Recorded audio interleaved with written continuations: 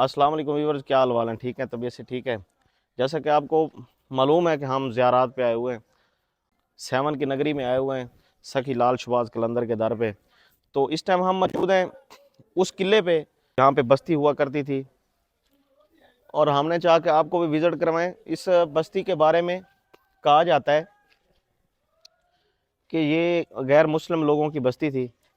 उन्होंने सखी लाल शहबाज कलंदर के मुरीद ख़ास बोदला बहार को ज़िबा करके हांडियों में डाल के खा लिया था। जब हज़रत सखी लाल शहबाज कलंदर को इसके बारे में पता चला तो उन्होंने आवाज़ लगाई, और वो हड्डियाँ, वो गोश्त, वो सारा इकट्ठा होके एक ही जगह पे दोबारा बोदला बहार बन गए।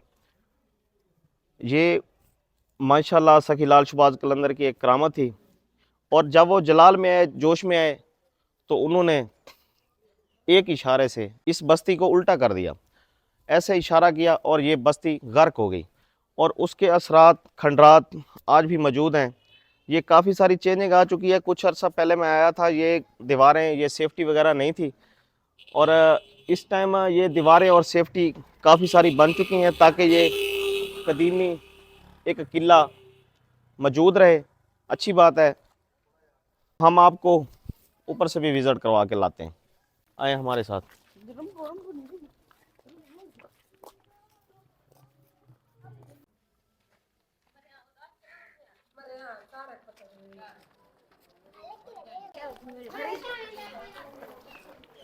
ये लास्ट टाइम जब मैं आया था यहाँ पे, ये दीवारें वगैरह नहीं बनी हुई थी, ये ऐसे खंडरात गिर रहे थे।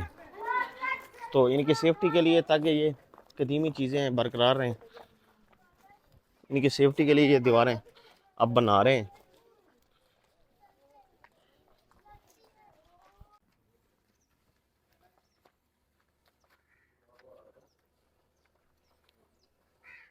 बाबा, ये तोता हाल वाल बताता है।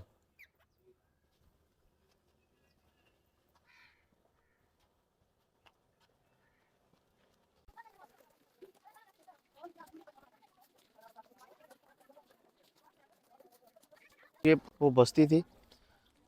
इस टाइम तो यहाँ पे काफ़ी चेंजिंग आ चुकी है। ये सड़कें और ये ऊपर कोई रहायशें वगैरह, ये सारा कुछ बन गया है। पहले लास्ट टाइम जब मैं आया था यहाँ पे कुछ नहीं था। ये सेफ्टी के लिए अब दीवारें भी बना रहे हैं। उस टाइम तो खंडरात वगैरह बिल्कुल वाज़ेह नज़र आ रहे थे।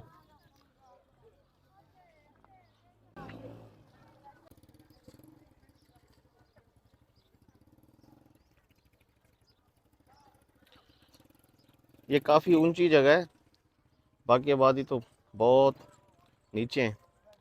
ये पुरानी आबादी के असरात नज़र आ रहे हैं।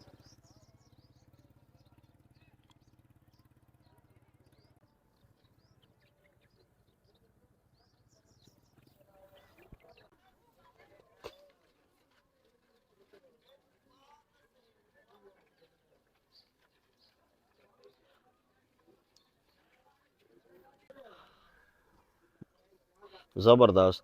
और ये दीवारें बड़ी मोटी मोटी बना रहे हैं, इनकी चौड़ाई काफ़ी ज़्यादा है।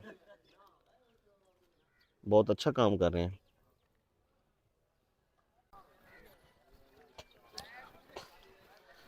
हमारा हक बनता है, हम जहाँ भी जाएं, जो चीज़ भी देखें आपको भी दिखाएं। इसलिए हम आपके लिए वीडियो बनाते हैं।